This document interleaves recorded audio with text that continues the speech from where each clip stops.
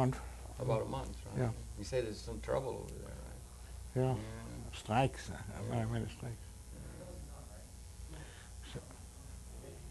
Welcome very much to Conversations, where I'm pleased to welcome to the program Dr. Bertrand Chatel, and we're going to let Dr. Chatel talk some about his truly illustrious background.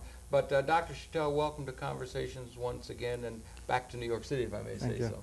He's been away in France for a while, his home country. But I wonder, we want to talk particularly about economics because you're concerned with that, but you also have a wider purview in terms of scientific developments and trying to understand the human condition. But could you share, perhaps in a brief way, your own background, please, academically and so forth, your academic and your work at the UN for the audience? Well, I am initially an electrical engineer, and then I studied economics at the Institute of Political Science in Paris. I was working in the European Space Agency in Noordwijk in Holland, and afterwards I went to the United Nations, where I was working in the Office for Science and Technology in the Economic and Social Affairs. Okay, that's very interesting. The Office of Science and Technology at the UN. I know we have an Office of Science and Technology advisement to the President of the United States, which is very important. Guy Ford Stever used to be there, and much of the scientific community relates to that here in the United States.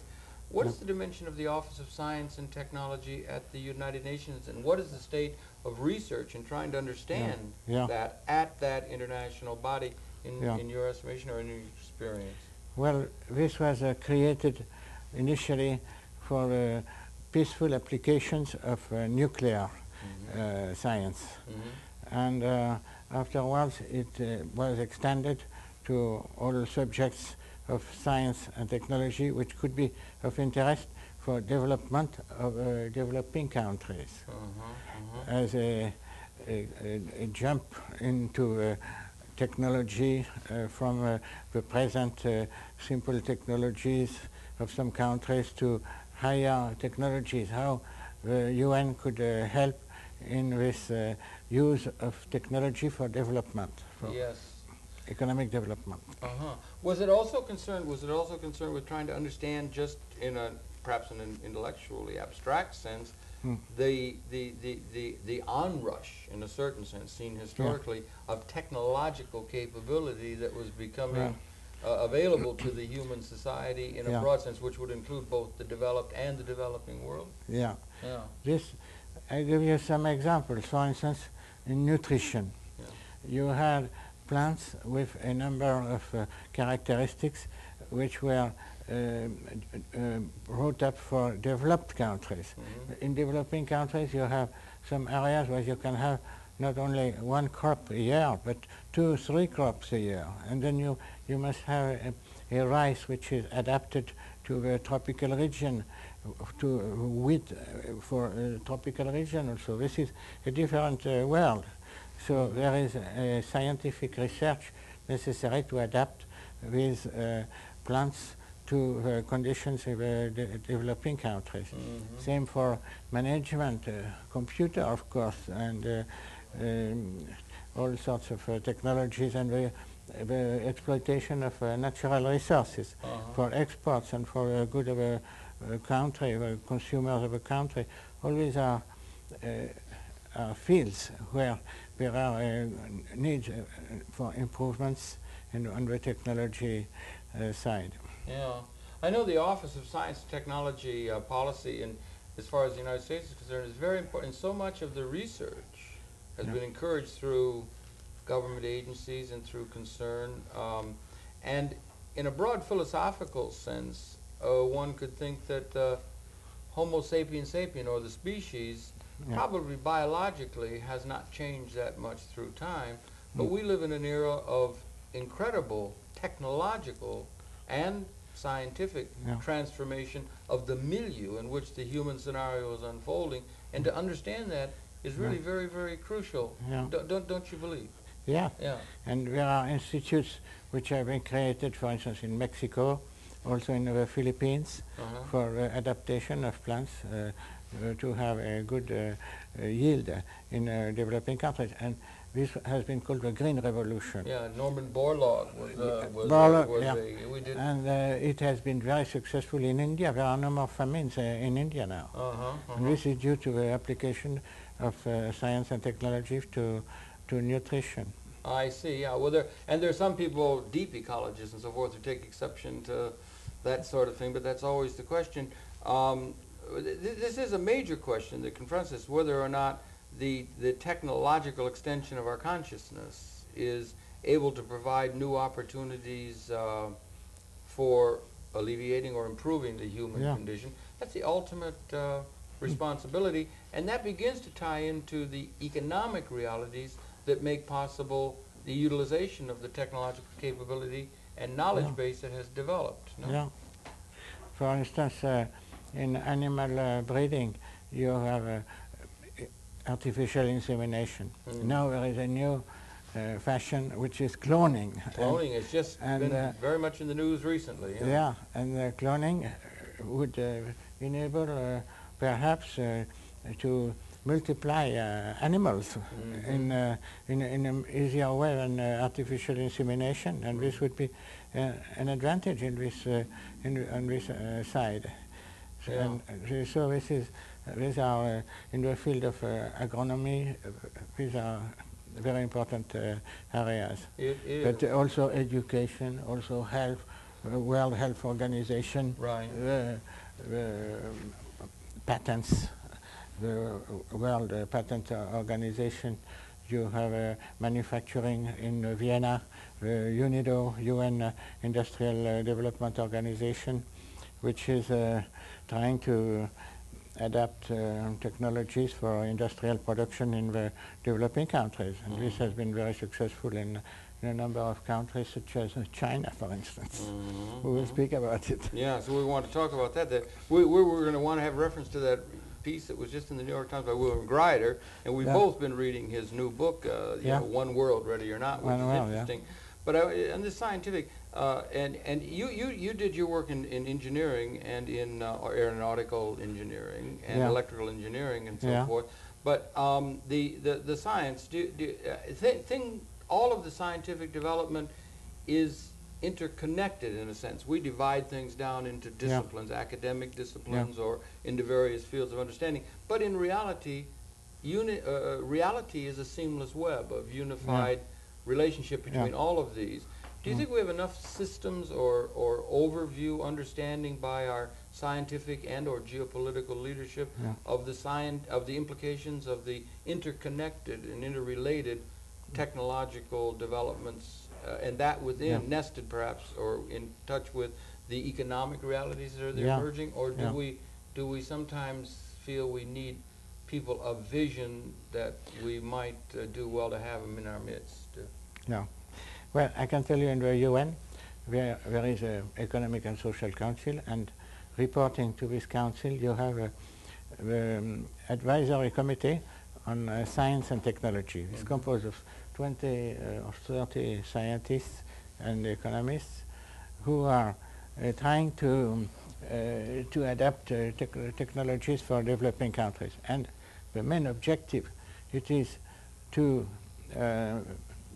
establish scientists in the developing countries and from the developing countries, so that they are focusing on the problems specific to the developing countries, not to impose the scientific research from developed countries for the developing countries, but to set up teams of scientists from the developing countries for their own needs, which they know much better than we do. Yeah, and to be respectful of these different traditions and ways of approaching things that are existent within the world.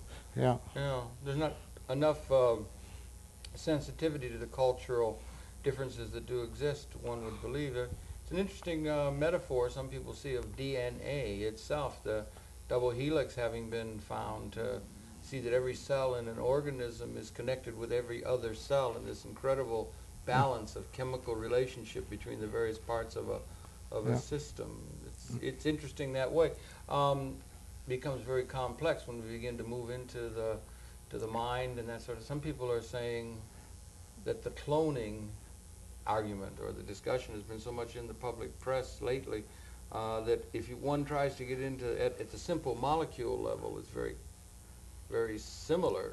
The molecules are similar, but when you begin to get into complex molecules, much less into the synaptic relationship of the neurons within the human brain, it becomes incalculable, beyond calculation nearly, and particularly if you take that into the human scenario as a whole, and that there is one of the books we've been discussing, Darwin's Black Box, talks of the fact that we're perhaps a little bit hubristically thinking we can understand it intellectually, everything, without accepting a sense of mystery to the design of the evolution of things. Yeah. You know, it might do us well to keep in mind the complexity of things in reality. Yeah.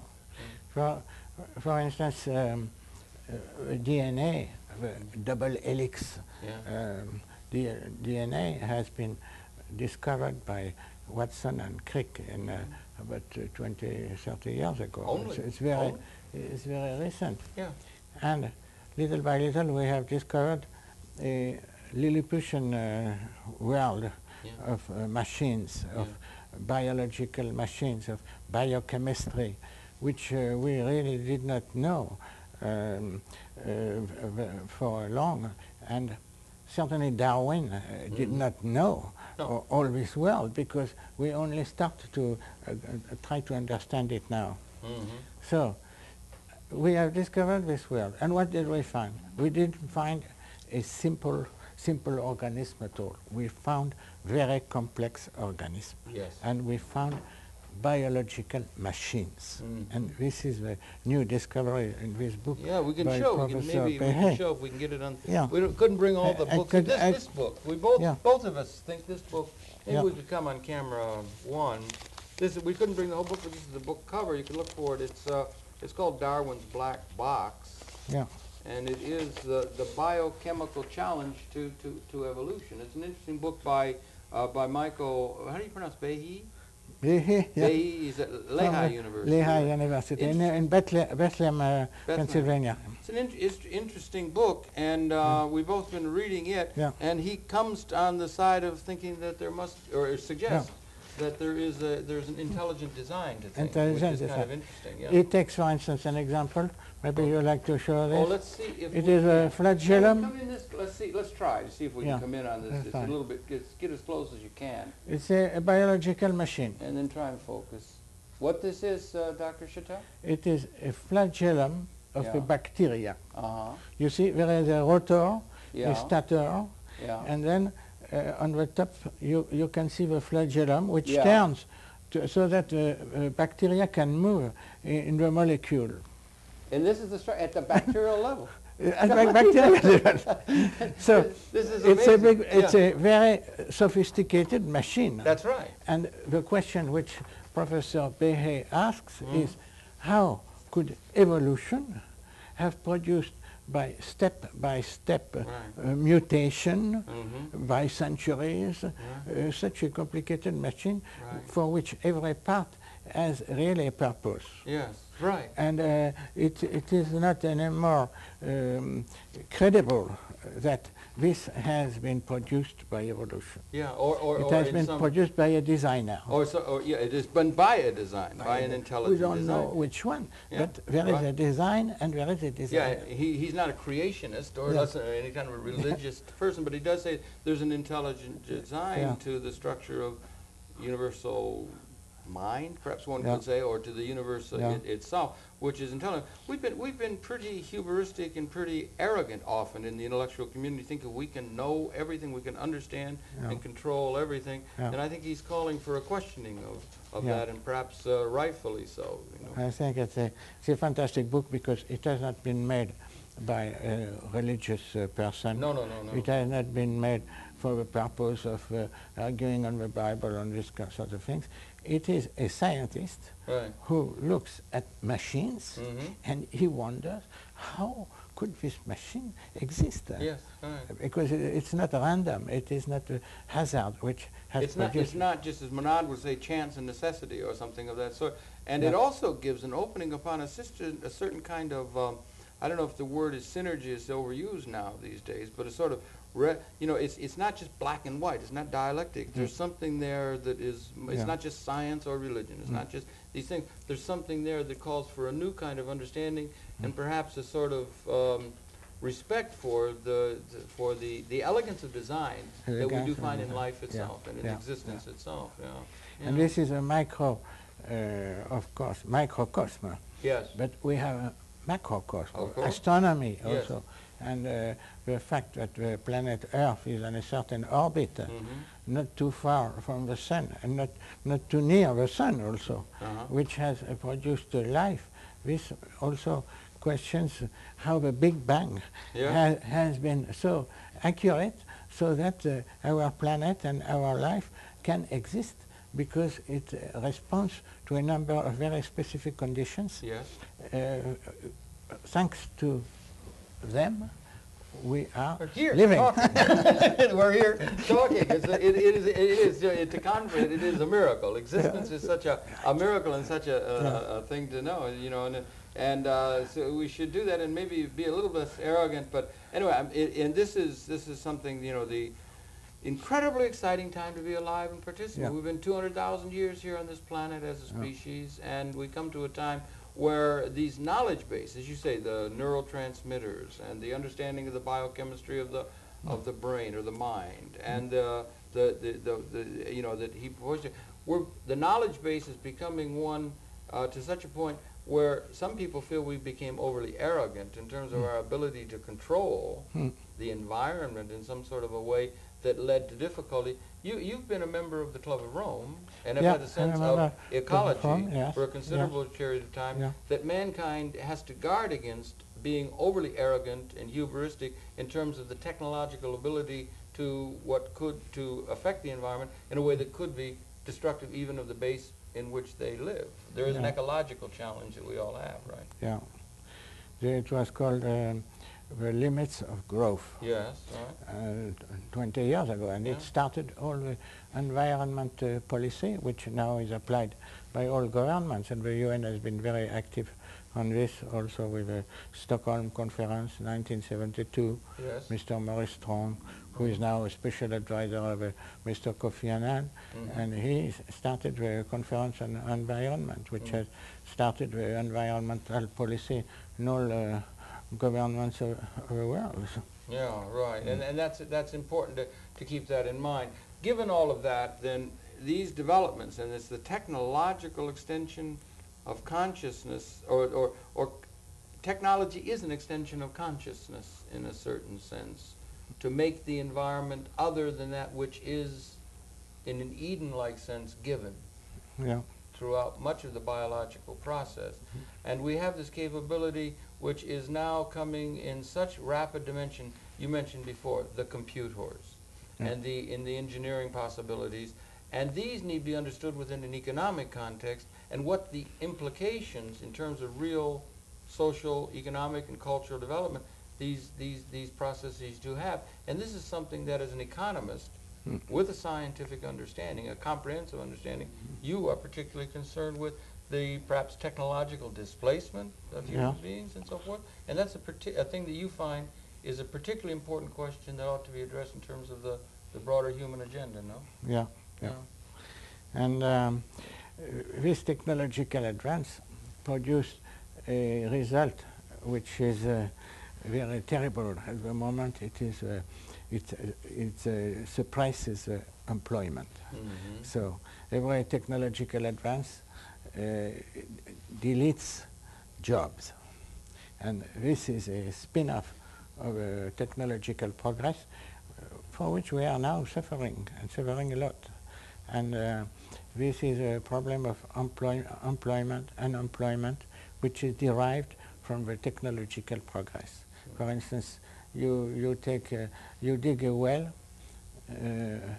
by a shovel, and it takes you 4 hours, and then you use a dig weller machine, and you do it in 1 hour, and you suppress the person who is shoveling.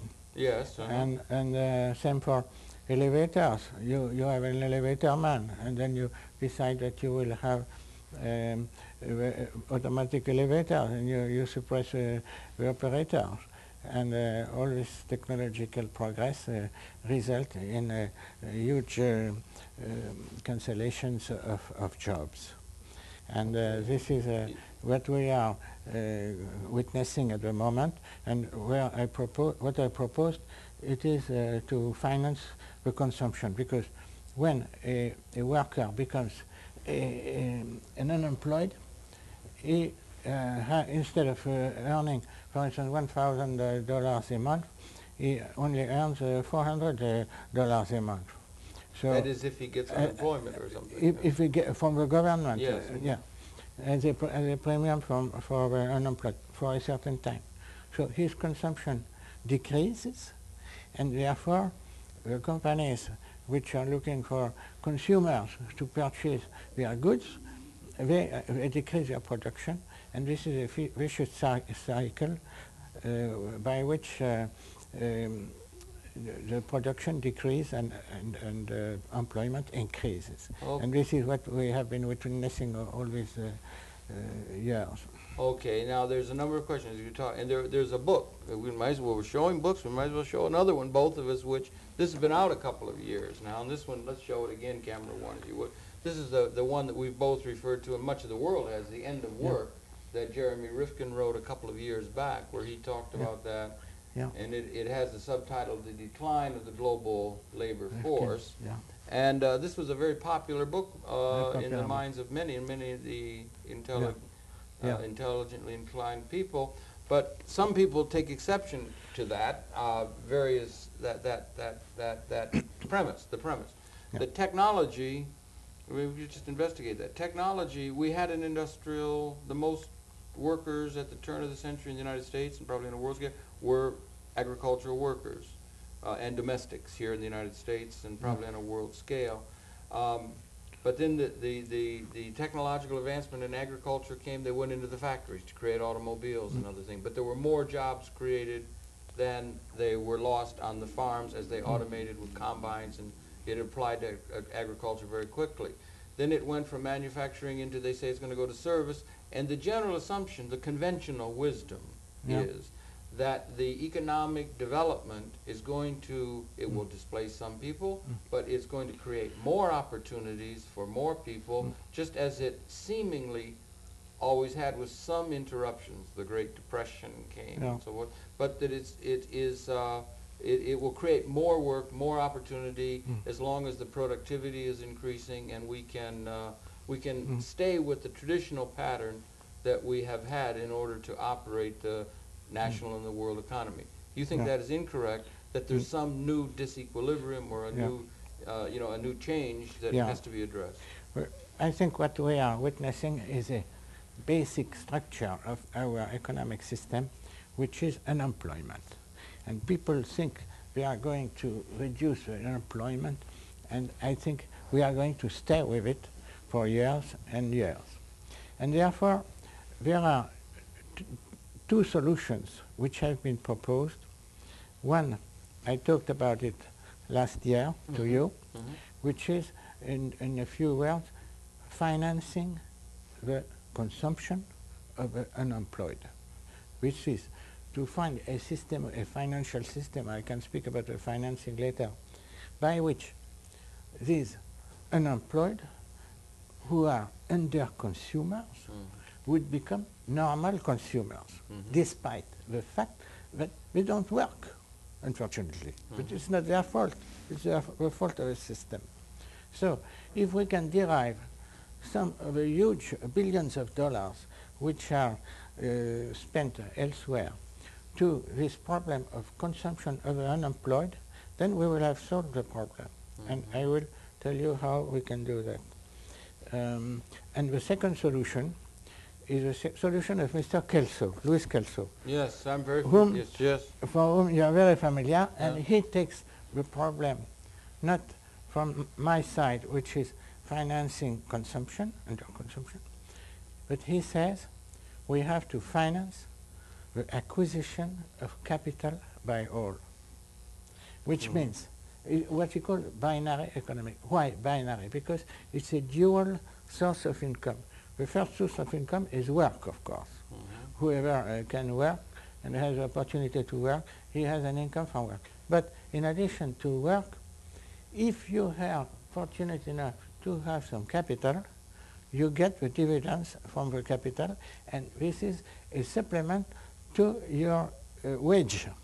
Right. So, Mr. Kelso, as you pointed out, has suggested that we find another financing system by which we help those who have no capital, who are their work, to acquire this capital.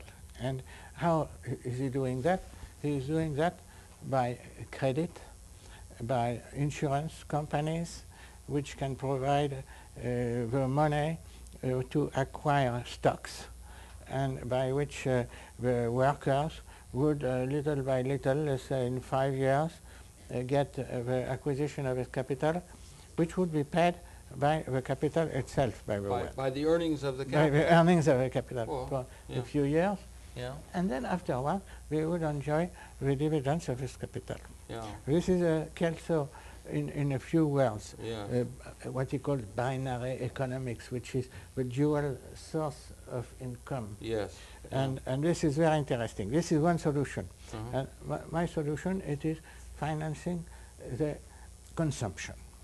And because if workers are not, Henry Ford, if I may, Henry Ford used to say to Mr. Ruther and so forth that he would pay $5 a day, and if the people who are working in the factory do not have the income to buy that which is being produced, then they're not going to be able to sell that which is produced. Yeah. There's the product. There's a problem of production. Yeah. There's a problem of effective demand. Yeah. And we have an overproduction capability in the world. Now, that's the thrust of Mr. Grider's new book. Yeah. We have a tremendous overproductive capability that we have, but the people of the world do not have enough income in order to purchase that which is able to be produced. And in that production equation also are ecologically appropriate possibilities that go unrealized because of the financing. It does not make it possible for us to do what we ecologically and appropriately or technologically able of doing. Yeah.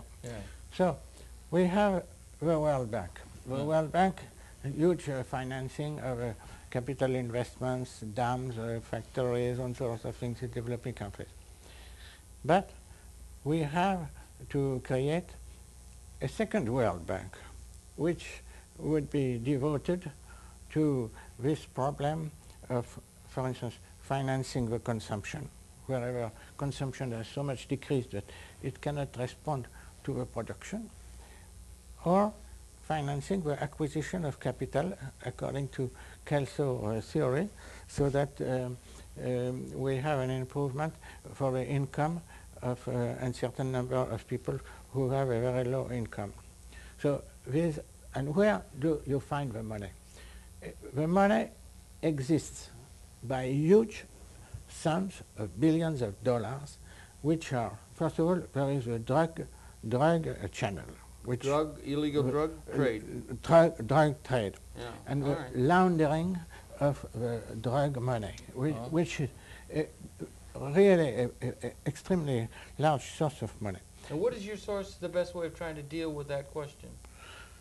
It would be to try to spot this money and to put it not in the circuit of speculation, but in the circuit of the problems of the world, which are unemployment, health, which are acquisition of capital, according to Mr. Kelso. But that's a policing problem, and there's a great deal of attention being given to the trying to track down laundering money and so forth, and we should redouble our efforts in terms of trying to make sure we don't lose This is a source of money. All right. There is another source of money.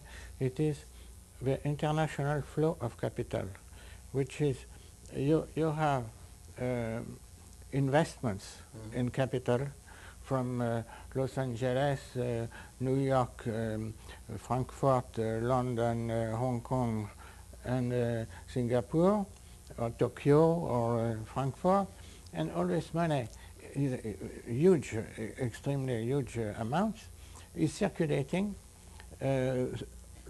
among these various financial markets in search of the best investment possible, but with no tax, because it's an international money, Right. and there is no tax. Yeah, there's a lot of currency trading. That sort of Currency thing. trading. It's yeah. $1 trillion or more a day is yeah, involved. Yeah, in terms of this. I mean, it's huge. And then we are begging for some money for people who are unemployed, Yes, who right.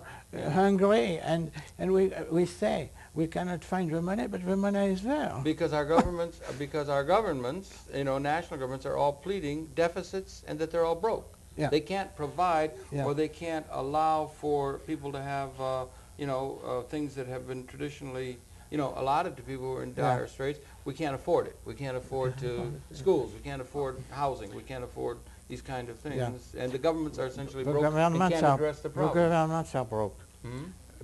The taxpayers don't want to pay anymore. They pay sufficient taxes. Mhm. So we have to find the money where it is. And the money, Not the money has gone, which had been in the domestic economy, and so on, has gone into this international flow of International flow currency of and capital. Yes. capital. Yeah. All right. And So- again, that's...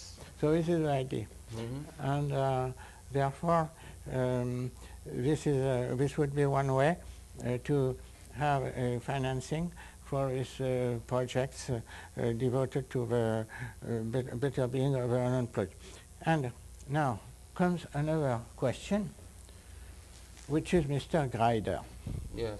The Well, let's book, show the book. discover. We're just showing Yeah. books. Well, there's so many good books, but this one, we'll send it over on 3 now here. This is a book that's just out now. This is, Yeah. now we're talking now This is a early fantastic March book. of 1997. This is Yeah. a book that's on the bookshelves now. It's called One World, Ready or Not, The Manic Logic of Global Capitalism Yeah. by William Grider. And this one we certainly would want to let people know about. And Yeah. you've picked up on it and seen interest, yes. So, Mr. Grider, he discovers, I mean, with many other people, that there is a problem of globalization, which means in the developing countries, you will have a lot of production, which is now being organized, and this production will be able to flood the world with technical goods, which will be beyond the demand, the needs of the people, high-tech goods. So they will flood the Western economics with the production made by low-wage workers. He's particularly pointed at China as an China. example that could just completely China, for disrupt instance, everything. Yeah. where workers 1.2 earn billion. $50 a month, Yeah. a month, and therefore the cost of these exports from China will be much less the prices which can be given by the Western system. Or they could be charged by the Western Charged by system, the or it Western- costs yeah. so much more to build. And yet, as he pointed out in the op-ed piece last week in the New York Yeah. Times, he said they've got technology capability to build 737 Boeing aircraft, automobiles, and they're not just small things that they're thinking Yeah. of. They have a very large pattern in mind in Yeah. China, and that they will have a productive capability that the world market will not be able to absorb. Right. And he takes the example of a car industry. Yeah. The car industry, the Chinese have decided to build up a car industry with $50 a month workers, which will, if you take the global production of cars in this planet and the world, it could reach 79 million cars a year. The productive capability. Production capability, adding United States, Europe, China, Japan, of course, in Japan. And the demand for cars will not exceed 50 million cars a year.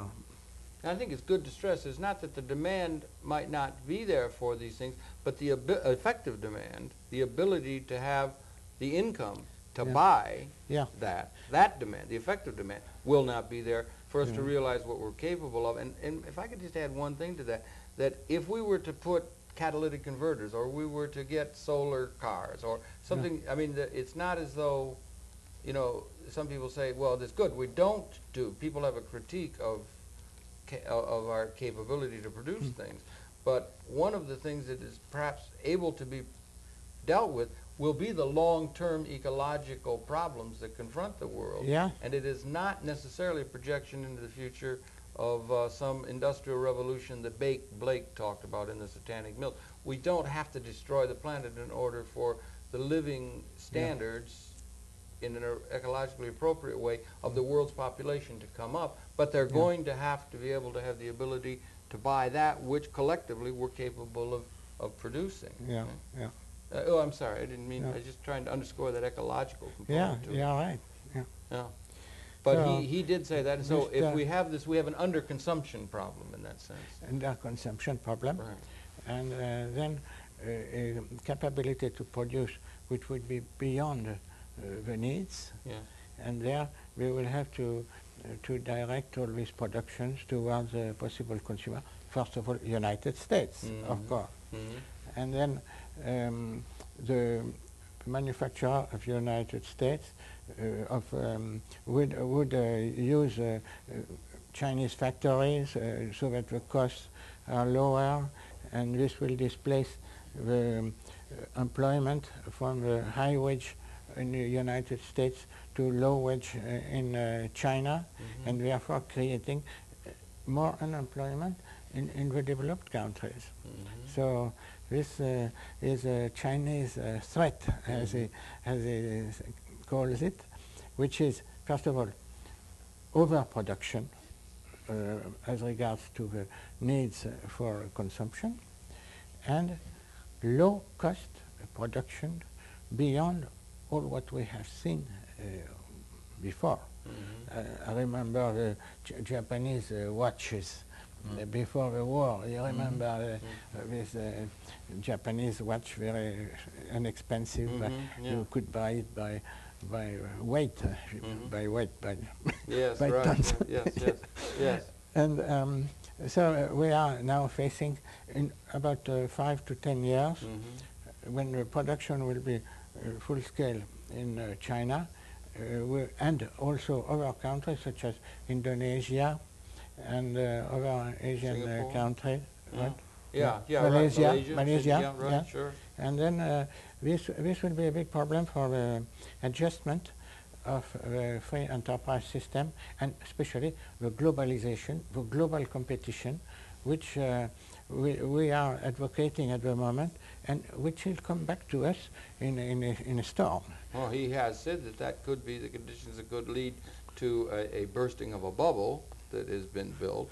And a depression could come out of that. But he also points, if I'm not mistaken, to the same problem that you pointed to, that is an intellectually perceived or a structural change, because even in China and in these low-wage countries, emerging markets, where they might try and think they're going to develop markets there, even there, the technological displacement and the ability to produce more and more with technological instruments is going to become operative, and you're going to be undercutting the wages in the United States and the developed world is already coming down from levels where they tracked productivity in 1973.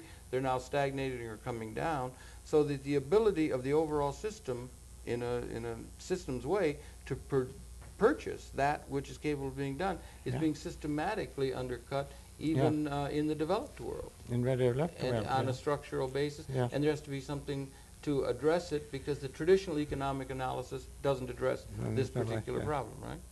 Yes, so this is the problem we are facing at the moment, and I hope there will be some serious thinking about new economics to face these problems, because the traditional economics does not work with this kind of events. It doesn't. Now, you've studied economics, you understand economics even within a larger context, But I mean, whether we're talking now classical capitalism, Adam Smith, Ricardo, we're talking Karl Marx, we're talking Schumpeter, Yeah. we're talking Keynes, Yeah.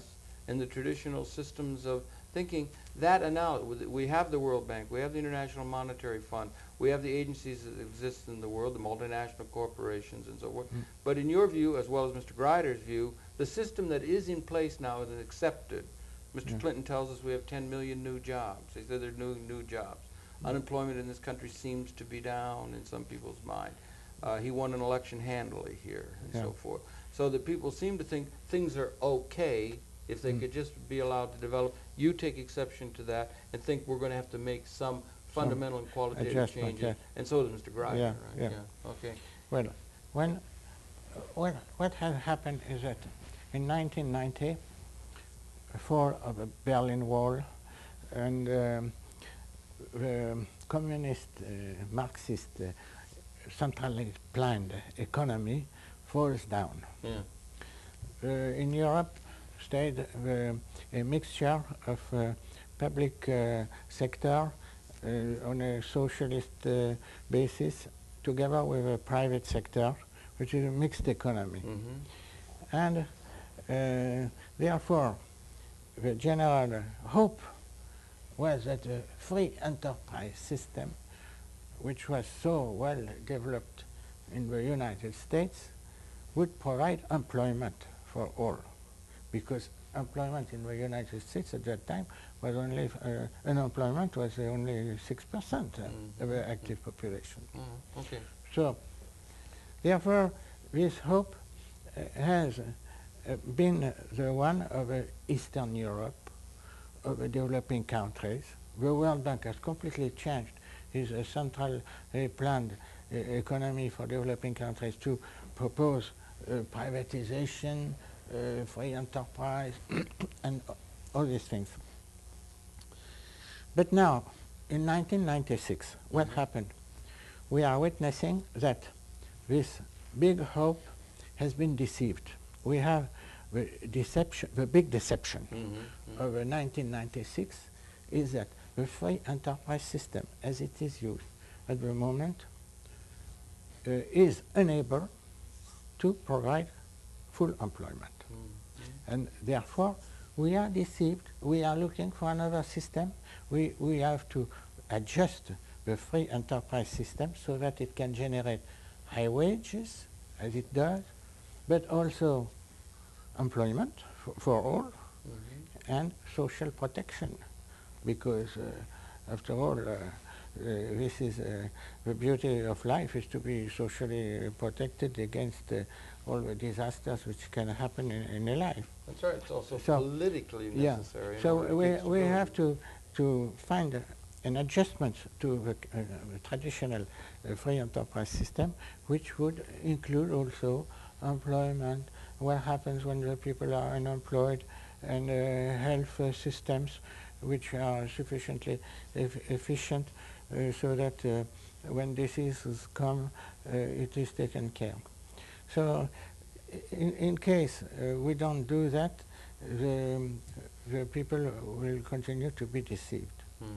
And therefore, the alarm rung by Mr. Grider is something very important, because he says, despite all the troubles we are in at the moment as regards employment, there are more in sight.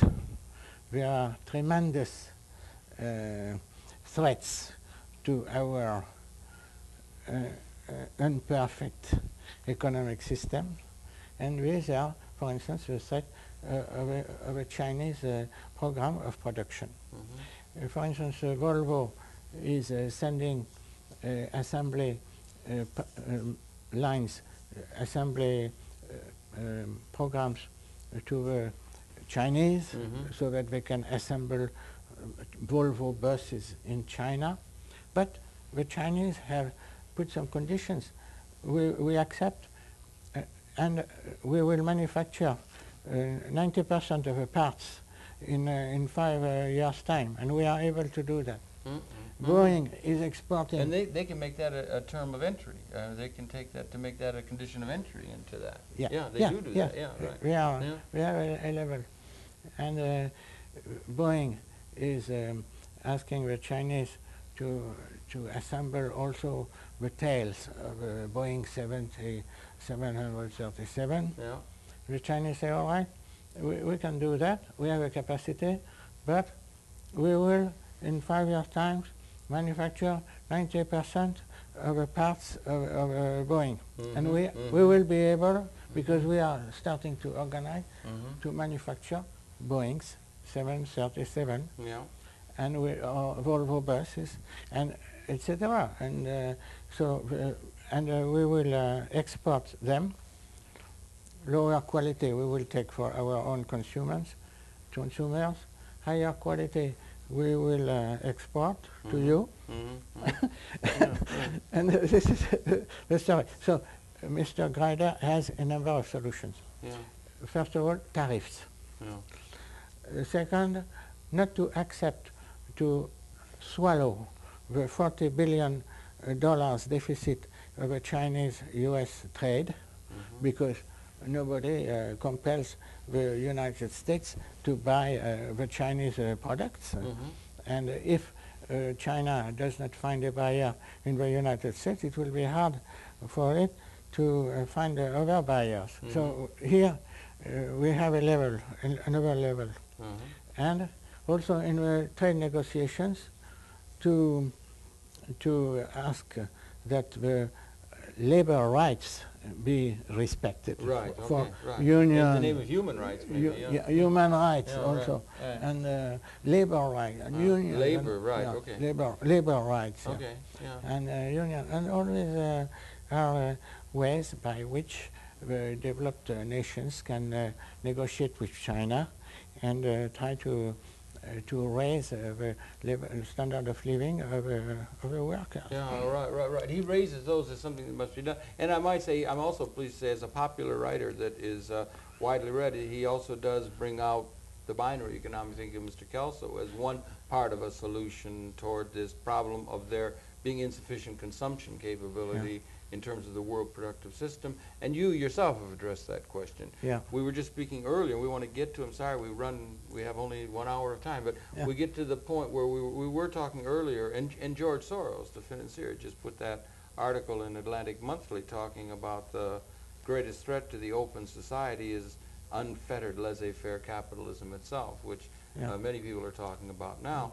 But we were talking about the fact that there is this trillion plus, maybe some people say $1.4 trillion a day of currency trading sloshing around the world, as it were, with nothing. One part of that solution, or there's Ms. Tobin at Yale who has proposed a very small, minuscule tax metering upon that function as a way of gaining income. But that is also part of an understanding that you have in terms of addressing this underconsumption capability on the part of the citizenry. And maybe you could address that, because that is a structural problem that has long-term implications no matter what we work out with China. So it's a long-term problem that confronts us all. You are speaking about Professor Tobin of Yale University, and he has proposed, he's a Nobel Prize in economics. Yes, indeed. And he has proposed a tax of 0.05% on the capital flow operations in the world. And each country can take care of its own trade of capital, so it would be a tax which would be extremely useful, and because there is no tax at the moment on this movement. As you say, they're running like it's the Wild West. They're running. There's no international agency. The United Nations is being undercut, perhaps partly by the United States itself not paying. So there's no international agency that can do this, and they can just the people who think globally can run like the Wild West. So the idea I had proposed, it was to use the product of this tax, Tobin tax, which would be very important, to finance consumption. If you follow Mr. Kelso theory, then you could use this money for acquisition of capital. I don't know which way would be the best, but one way or another, we will need money for all these operations. Right. And we have sources of money. Yeah. And you yourself have thought, we want to get at that because, and you have a chart that we want to, maybe we can have reference to, but you have pointed out this fact that we have a problem of consumption. And if you have unemployment and people are unemployed, they cannot buy that which is available to them. And this is a problem that can work against the whole of the system. And you've thought that through in some detail. And the solutions to these problems of our technological success in a certain sense, and if we think 20 years, 50 years out, these are problems that really we have to address. The solutions are probably going to be a mixture of a number of different things, but it's some new thinking that is required. And you've given new thought to it, haven't you, as well? I've got your chart here. Maybe I could hold it up. The camera can come in. It can be read by the camera. The camera. I don't know. Yeah, it'll come in close. Come in close. All right. Okay. Yeah. Now, if you can come in even tighter than that, and then you could explain this maybe briefly to the audience, what we're looking at here, this chart. All right. You can come in tighter even than that if you can with the camera. There, okay. Very good. So they can read it. So, okay. Here we have the consumers. We have the consumers and the lack of consumption, the under-consumers, which are the unemployed. And they lack money to consume. All right? So they will get credits from the retailers who will provide some finance for the consumption. And the retailers, in turn, will receive money from banks and capital groups who will provide loans to the retailers, and there will be reimbursements to these banks. And on the top of these banks, there would be an under-consumption fund, which is here. Yeah. And this under-consumption fund will provide loans to the banks, will get reimbursed, hopefully, and they will receive money for a number of sources, which I have tried to identify. For instance, a tax on armaments. There is really, it's a pity that we continue to spend money on armament where there is no really threat for the world. So why don't we tax the armaments? Here is the Tobin tax, which is the tax on the capital flow, international capital flow. Professor Tobin. This will provide a lot of money. Pollution tax. We can tax the companies which are polluting our air, our ground, our water. That brings us back to that ecological. Ecological. Yeah, right. We can find money here. Now, the World Bank has already a number of money sources, which are called SDR, special drawing rights. And this is already existing. It can be increased.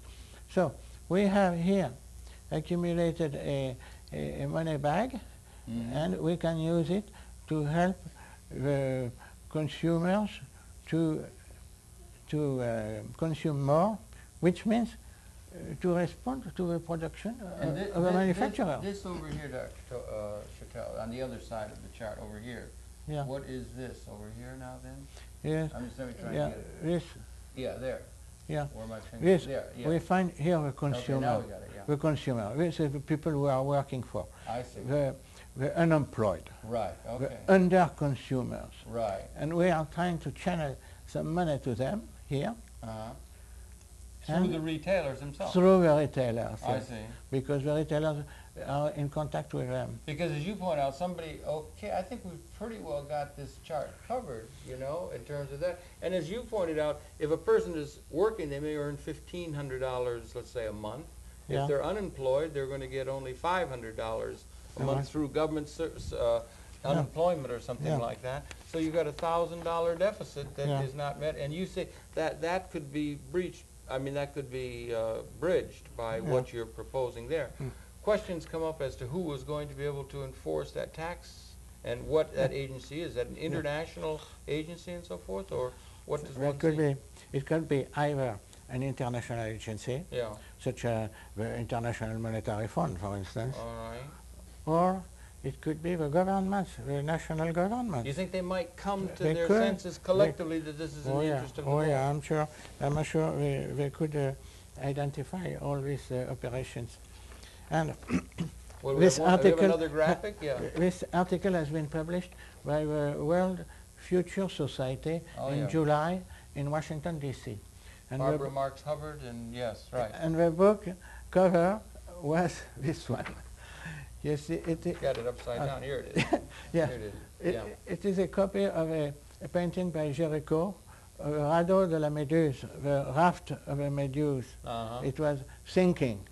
And this is our planet, our civilization, which is sinking at the moment in a rough sea. And all the people on our planet, we find the Chinese, the Japanese, the Arabs, the Europeans, the Americans, and all these people. We need their help to try to avoid that our ship sinks in the storm. Yeah, it is sinking in the storm, and unfortunately, it would seem too many people seem to think the ship is fine, even though there are these structural problems that are new to us in a way, and you're helping to try and call attention to these, and you're also saying that this book of Mr. Grider's and the work that he's done is an alarm call to all of the cognoscenti, or people who are concerned, to understand that there are serious problems, and also the ecological community to understand that there are serious problems in terms of the current operation of things, and we need some change, right? Yeah.